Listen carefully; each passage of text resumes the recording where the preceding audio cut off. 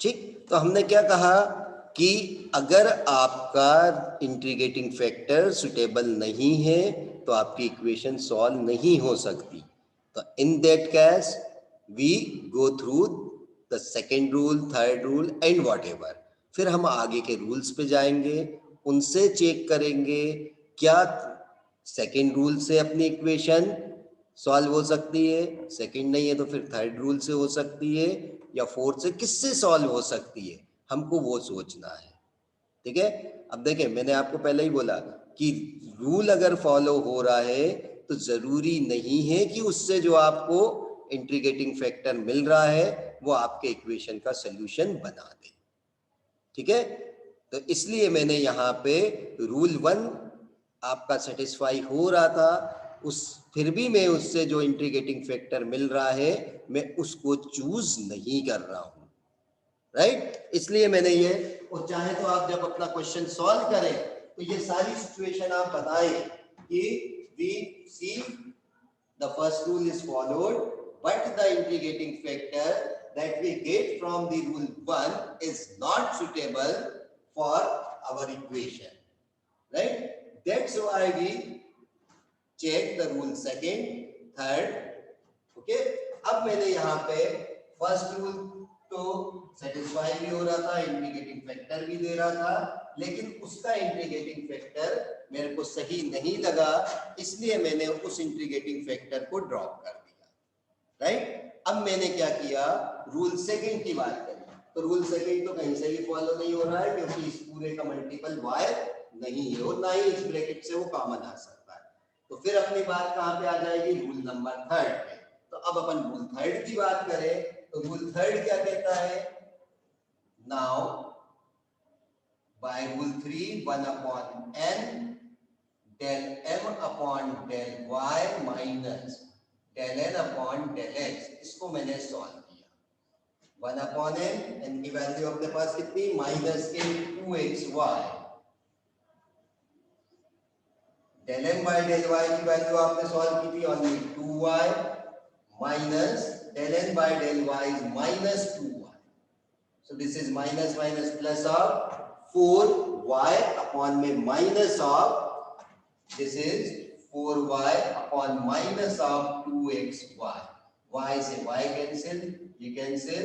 This gives us minus 2 upon x, and it is clearly the function of variable x. ठीक है? Clearly it is a function of variable x. Therefore, the integrating factor is e to the power integral of fx dx, means e to the power minus 2 common 1 upon x dx, or this is equals to e to the power minus of 2 log x, or e to the power log x to the power minus 2, or this is also equals to 1 upon x square. लिख सकते हैं ना, जब linear पढ़ रहे थे आपको बताया था ये। ठीक है, अब अगर आप करें तो ये जो इंटीग्रेटिंग फैक्टर आपको मिला है एक बहुत छोटी सी सिंपल सी टर्म है कंपेयर टू जो रूल 1 से आपने इंटीग्रेटिंग फैक्टर निकाला था। ठीक है, तो हम कह सकते हैं कि हो सकता है ये इंटीग्रेटिंग फैक्टर मेरे लिए ज्यादा सुटेबल हो इक्वेशन को एग्जैक्ट बनाने के लिए। ठीक, दैट्स व्हाई इक्वेशन 1 को हमने मल्टीप्लाई किया 1 अपॉन x स्क्वायर से, then we get this is 1 plus y square upon x square into dx and minus of 2y upon x dy is equals to 0. Say this is the equation number, second equation आपको मिल गई। अब इस second equation को आपको exact बता के फिर इसको सॉल्व करना है। तो यहाँ पे अपन ने फिर से m और n निकाला। Here the value of m is 1 plus y square upon में x square and n is minus of 2y upon x.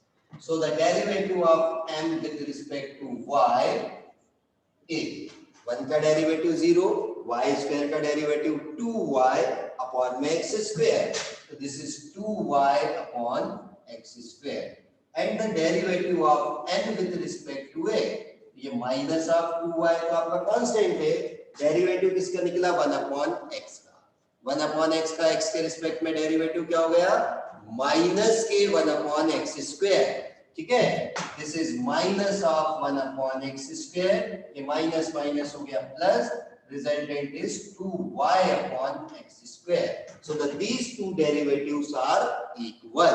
So we can say del m upon del y is equals to del n upon del x.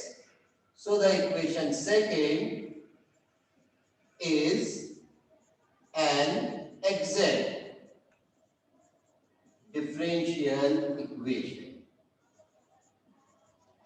Right, अब exact हो गई तो हम उसका solution निकाल सकते हैं. So the solution of this differential equation is, so the solution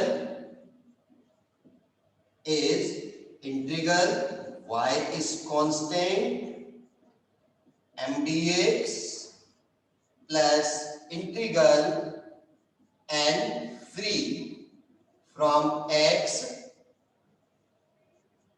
into dy is equals to constant c.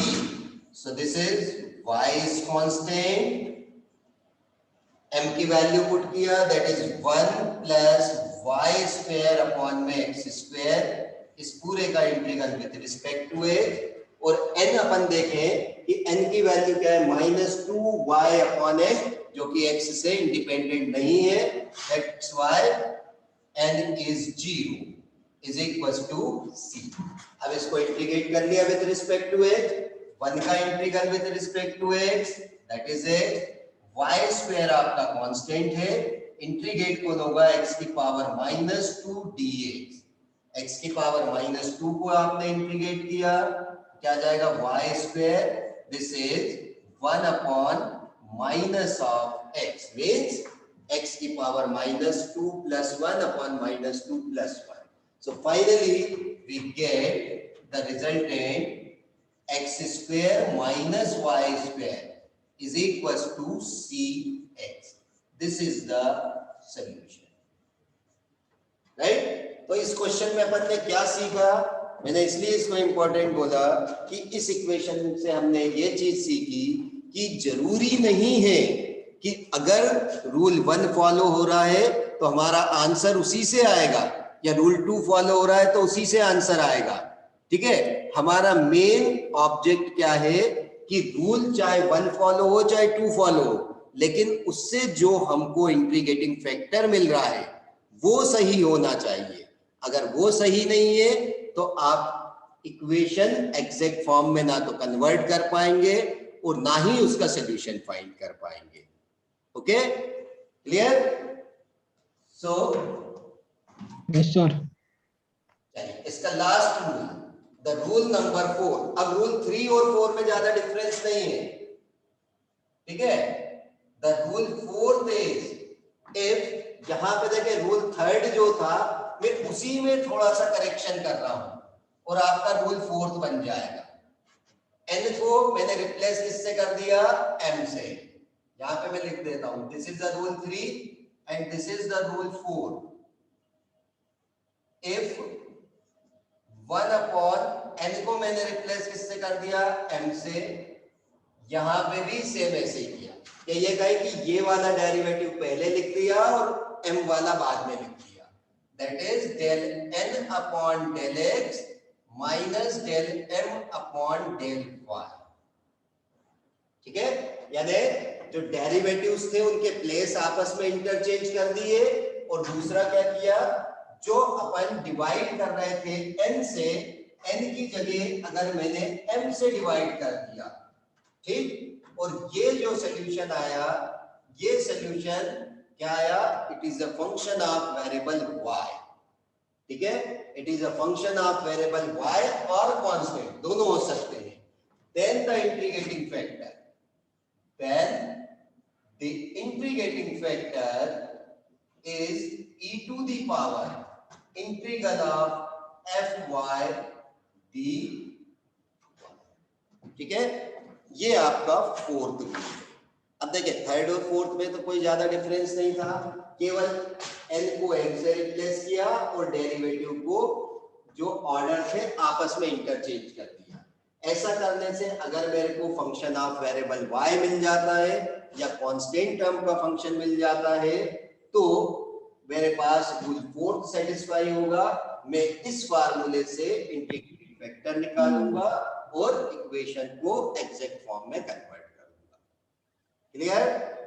ठीक है, तो वही कंडीशन आ रही, देखिए first rule fail, third rule fail, जब आपका थर्ड रूल भी फेल हो जाए तब आप फोर्थ रूल पे आओगे। थर्ड रूल फेल होने का मतलब समझ रहे हैं कि आपने इसको एक्स की जगह आपका सॉल्यूशन क्या आ गया, फंक्शन ऑफ वाई आ गया, यानी आपका रूल फेल हो गया। ठीक है, या दूसरी चीज कि आपने इंटीग्रेटिंग फैक्टर भी आपका निकल गया, लेकिन वो जो आपने निकाला है नहीं है। ठीक है, जो आपने इंटीग्रेटिंग फैक्टर निकाला वो कैसा था, सही नहीं था। क्यों सही नहीं था? क्योंकि वो आपके इक्वेशन को सॉल्व नहीं कर पा रहा है। रूल फॉलो हो रहा था नो डाउट, ठीक है, लेकिन उससे जो इंटीग्रेटिंग फैक्टर आ रहा था वो आपके इक्वेशन का सॉल्यूशन नहीं दे पा रहा था। तो भी आप रूल थर्ड को स्विच कर देंगे और रूल फोर्थ पे आएंगे। ठीक है, रूल फोर्थ पे बेस्ड मैं क्वेश्चन नहीं करा रहा हूं, इसी पे बेस्ड आप क्वेश्चन खुद करके देखेंगे, क्योंकि जब तक आप क्वेश्चन खुद नहीं करेंगे तब तक आप खुद ये जज नहीं कर पाएंगे कि कहां सा रूल ज्यादा सुटेबल है।